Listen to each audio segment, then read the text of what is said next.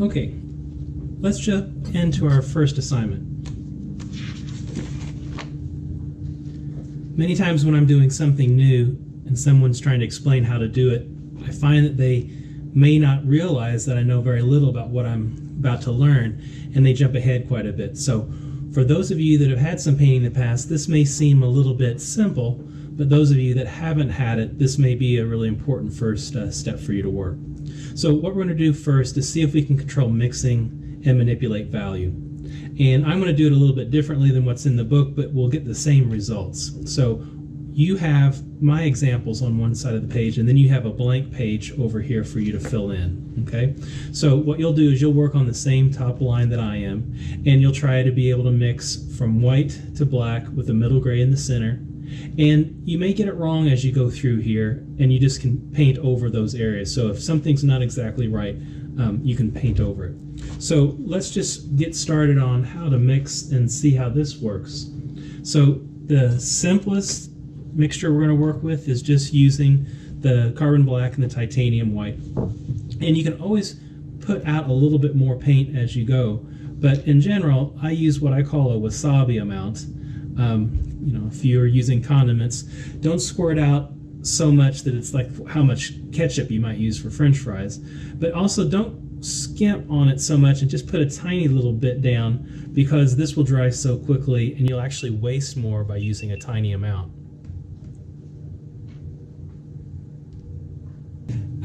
Then we'll use about the same amount of white, and I'm putting these off to the side so that there's plenty of room to mix in between. And what I want to try to do is I'm going to try to mix something halfway in between black and white. So I'm going to paint this one black, I'm going to paint this one white, and we're going to try to get one halfway in between. Now just to save some time, let's say I've already done that. Got some gray squares here, and this makes it just really easy for me to show you quickly, be able to reach for a color or a value. And here's the white. And so what we're going to try to do is get halfway in between these two colors. So I'm going to use the palette knife, and I'm also going to have my cleanup rag here beside me. And one of the things you might think is we'll use half and half, and perhaps that's going to be just like math. If we use a 0 value and a 10 value and we add them together, we're going to end up with something in between. Some paints are a little stronger than others, but in this case, about half and half does work out about right. So you can't really intellectualize this. You actually have to mix it together and see what happens. Okay, now I've used roughly half and half.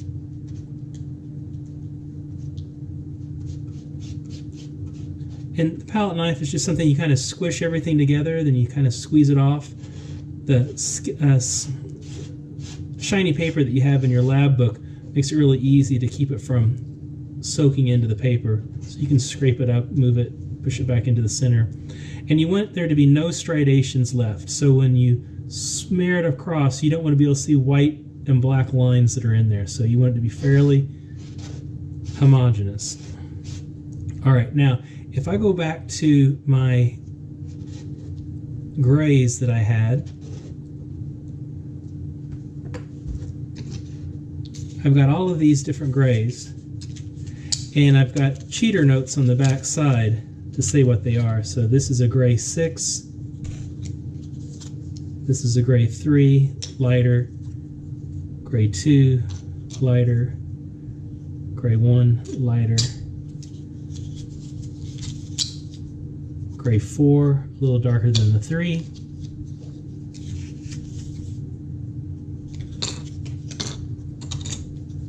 so the 6 would be about halfway between the white and the black. Okay, so what I want to do is I kind of want to compare that this way to see if I'm really getting it. It looks a little bit darker than this, right? And then if I get out the lab book and I compare with what I had from before, I can see that this was the 6 that I had.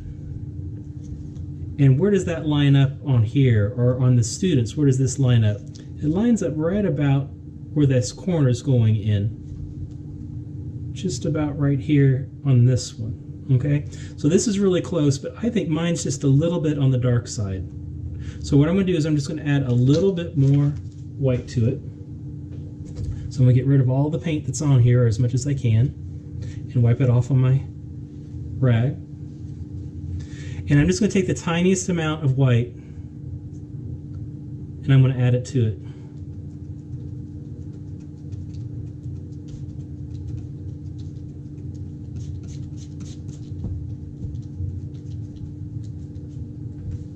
And then I want to compare this again to my 6. Now, when the paint dries, it may change its value just a little bit. Oftentimes, because there's water in it, it's going to get a little bit darker as it dries. But I would say that we're close, and this is close enough for what we're going to do in the class. We're not going to try to be so perfect like we're working at a body shop and we're trying to match car paint. You know, obviously, this is not the exact same color. But this is good enough for what we're going to do.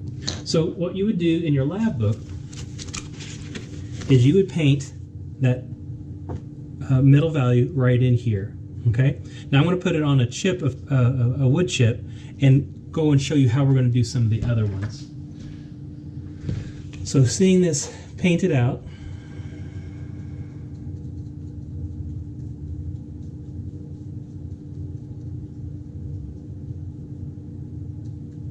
so here's a potential half middle tone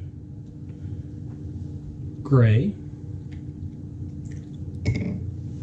And now you can go any direction that you want. You can do your darker ones next, or you can do your lighter ones next. And what you'll be doing is you'll just be adding a little bit more white to it each time. Now, to show you how much gray can change this, I'm going to do a number 1 gray. And a number 1 gray would be the one that's right off of pure white. It's the first one off.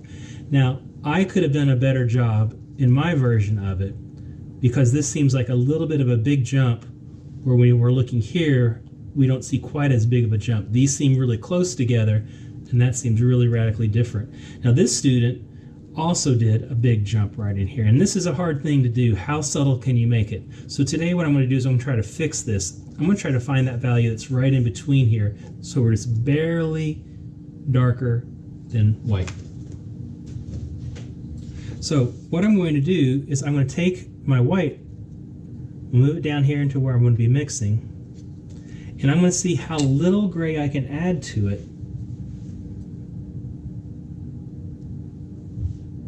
I sometimes talk about pepper flakes.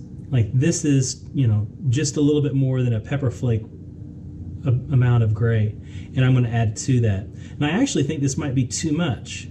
So what I'm going to do is I'm going to take just a little bit of it off. I don't know if you can see how much I have on there now, but that's what I'm going to be adding in here to do my number 1 gray.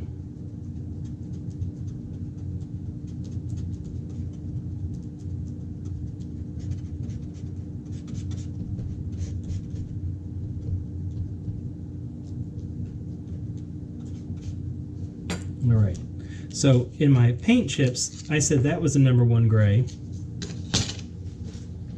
In the lab book, I compared it to these two right in here, but I thought that this might be a little bit too dark. So what I'm going to try to do is I'm going to try to do one that's halfway in between here. I'm going to get another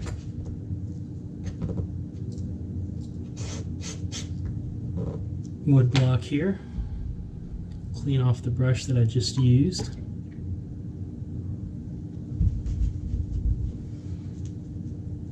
I'm going to paint this onto my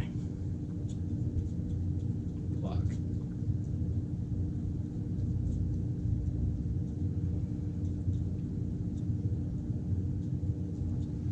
All right, so what we want to try to do is figure out if this is too light. So this was my white, this is a pure white, I know that, and that's my number 1 gray.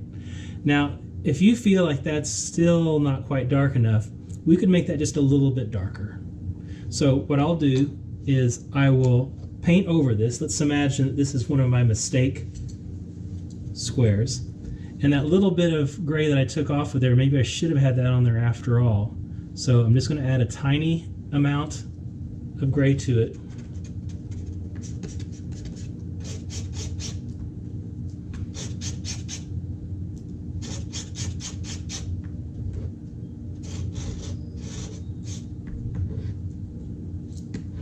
And let's compare this to my number one from before.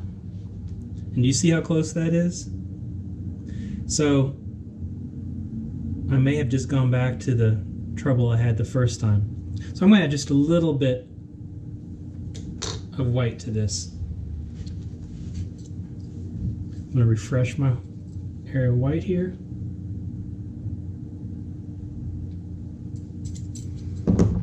Add a little bit more white to it. So you can see how much I'm adding. And when I go over to paint this, you'll be able to see the difference. And this is why we use a palette knife too, because sometimes what we can do is we can compare it to something before and we can see the difference. So you see how much darker this is than my wood chip that I have? So you can see the difference between the white, that first gray, and this next gray. So I'm gonna go ahead and make this just a little bit more dark. Clean off my brush.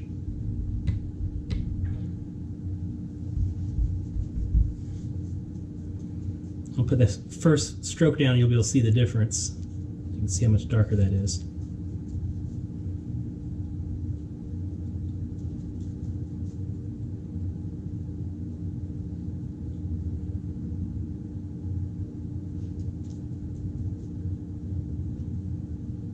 And this is my number one gray.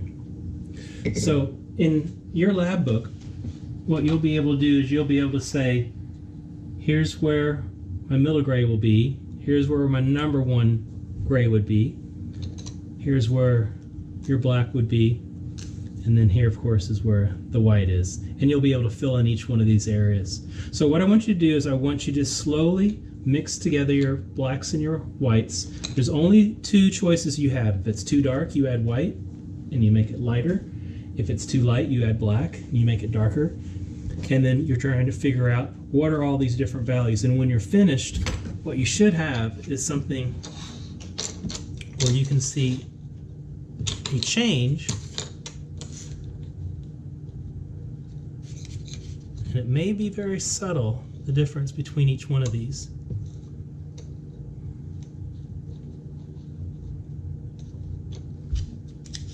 Drop down below.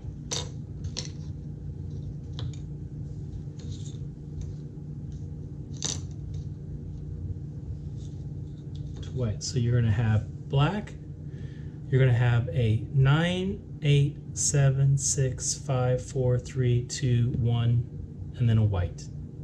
All right? So work with your palette knife, work with just the carbon black and the titanium white, and then try to fill in that top row. This is your first assignment, and this is just to introduce how you mix with the palette knife and how you manipulate value. All right? Good luck with this.